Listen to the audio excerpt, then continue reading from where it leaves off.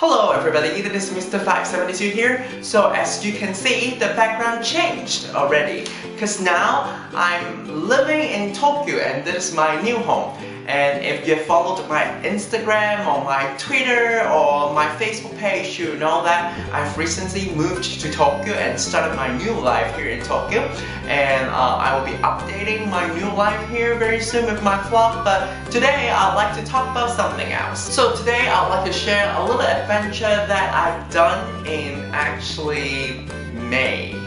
I know, it's a little bit old and I haven't been really disciplined in updating my channel. Yeah, anyway, so back to business, I will improve that.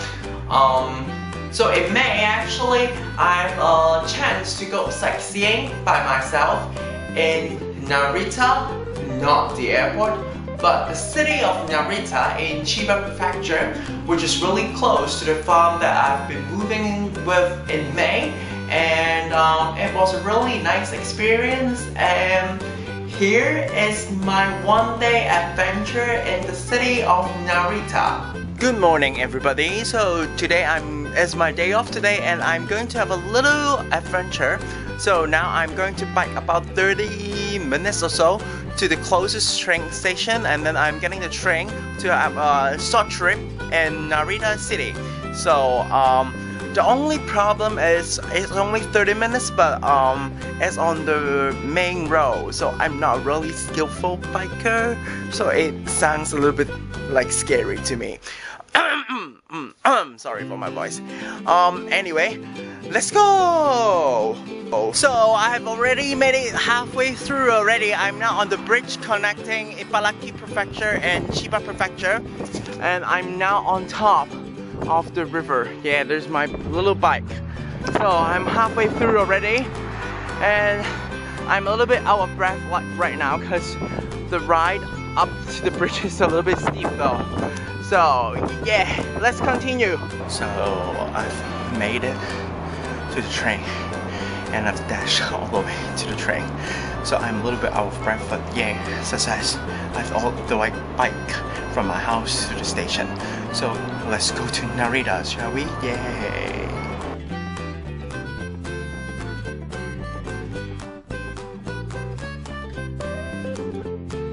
So I've arrived in Narita city already, and my next checkpoint is the eel rice here in Narita. So Narita city is known for the hometown for the eel rice, and now I have to find it, but yeah, let's see what I'm finding. There is like the neighborhood around the station, so it's a lot more like a city than the farmland that I've been living in for the past few weeks. So let's find the eel, shall we? So this is the Omote door of the Narita Shinshoji temple.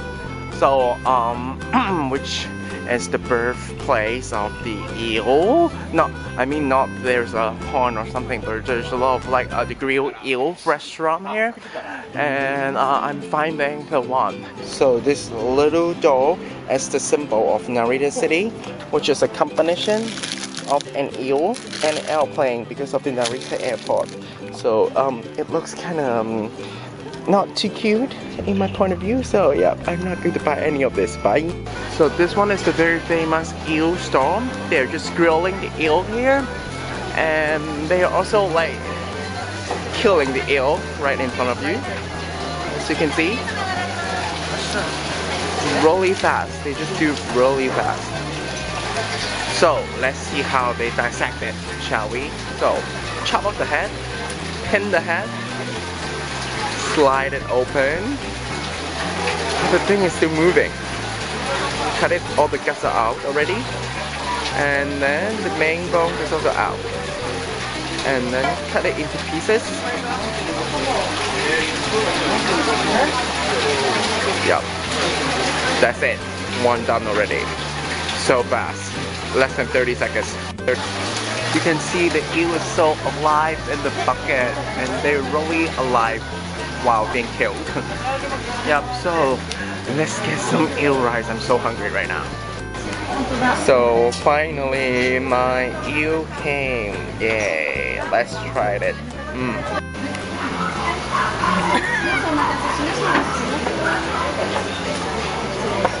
It's so good. I stop talking now. Bye bye. So I have finished my meal with the eel and it's really good, but I think next time I should order the more expensive version because mine now is a little bit thin though. So now let's go to the temple, shall we? I'm now walking to the Shinshoji temple, which is also very famous here in Narita city and also like in the whole nation. According to my best friend Wikipedia, that is like the second most visited temple kind of thing in Japan. The first one is Meiji Jingu in Tokyo. So during like the New Year's time when Japanese like visit the shrine and temples for the New Year's, this one is very famous. So let's check it out. So this is the temple. It's also called Naritasan. And the name of the temple is called Shinshoji. There. So it's a very historical temple. It's a Buddhist temple, it's not a Shinto shrine. So let's go inside, shall we? So traditionally, Japanese will wash their hands and mouth while entering temples. And I think they're having a Sunday fair kind of thing here though. So yep. And this temple was actually built in 940. So it's very old, more than 1,000 years already. So, but the stairs is so big.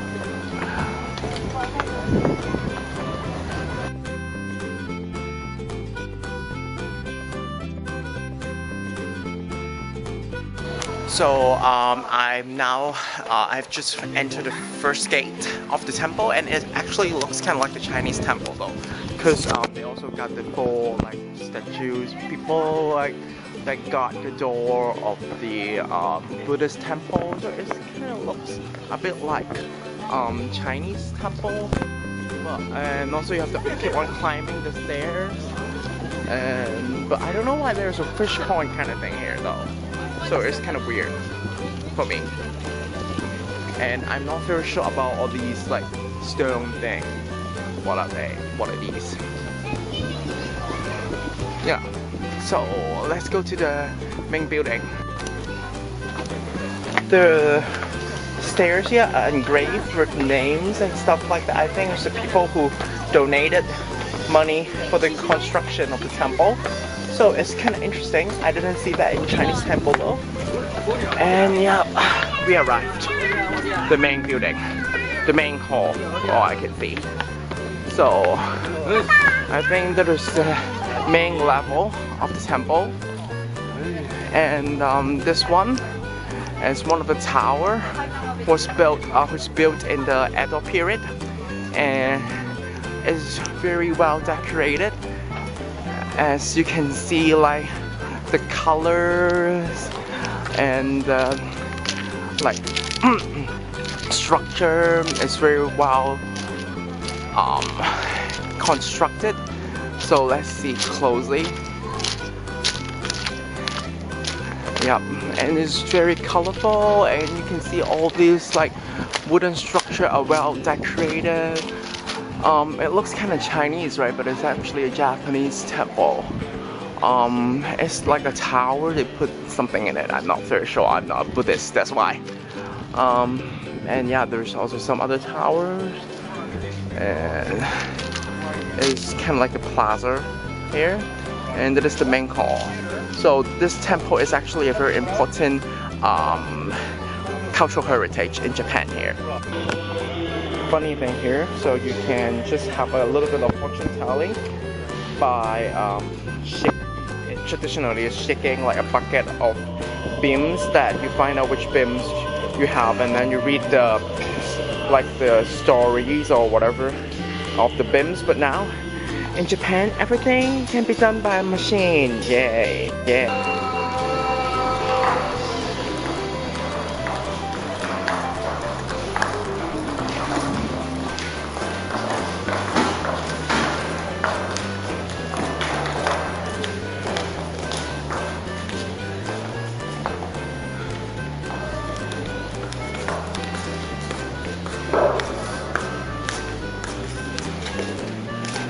So this is the original main hall of the temple.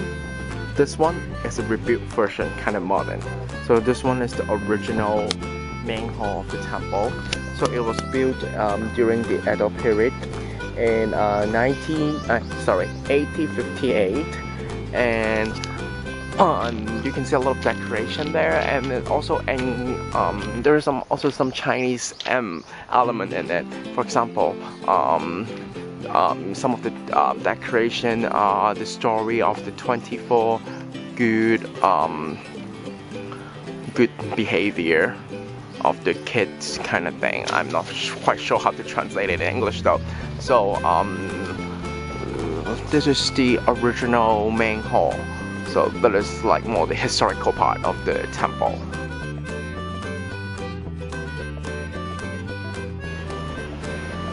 So there's one of the decorative window, and it is it craved like the 500 disciples of the Buddha, and it was craved in the 18th century.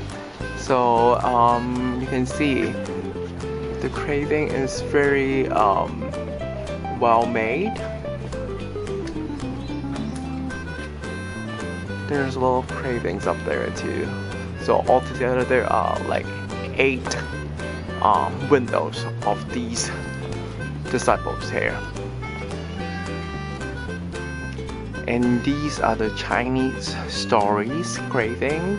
So they craved the story here. So but I can't really recognize it. Yeah, I think they have the name of the story here though, but I'm not very familiar with these stories. I'm really bad at history. So yeah, this is it. There's a lot of Chineseness of this temple though.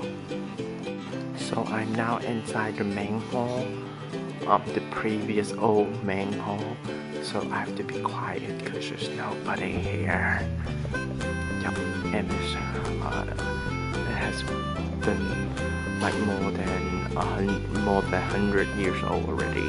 So it's a really old structure actually, and it's a wooden structure. So the hall behind me is actually a place they used to store the eba, which is like the wooden thing that you write your wishes or anything like in the Japanese temple. So it now it's been built in the 18 something too. So it's also a very important and cultural heritage here in Japan. And what is interesting, what it makes it interesting is there's basically no wall surrounding the hall. So yeah, that is kind of interesting. And you can see like there's so many like boards that, you know, with the people who pay their offerings and everything. And this hall was supposed to be just a minor thing in the temple, but you can see the structure is very well built and well constructed. As during the Edo period, Buddhism is a very important belief here in Japan. So people do pay a lot of offerings and respect to the Buddhist temple here. So yeah, another historical building here in Naritasan. So this hall behind me is actually another previous main hall. So the main hall, the present main hall is there, and then we have seen the previous main hall, and this is the previous main hall. So it has been relocated 3 times already. It was built in the 18th century, right? Yep, 18th century, 17 something. So it's a little bit interesting, the structure when you look at it. Usually there should be like a platform where it's around like the hall, right? So because it's been relocated so many times already, that part is already gone. So the structure is a little bit interesting. So it was like the kind of the oldest building here in the temple.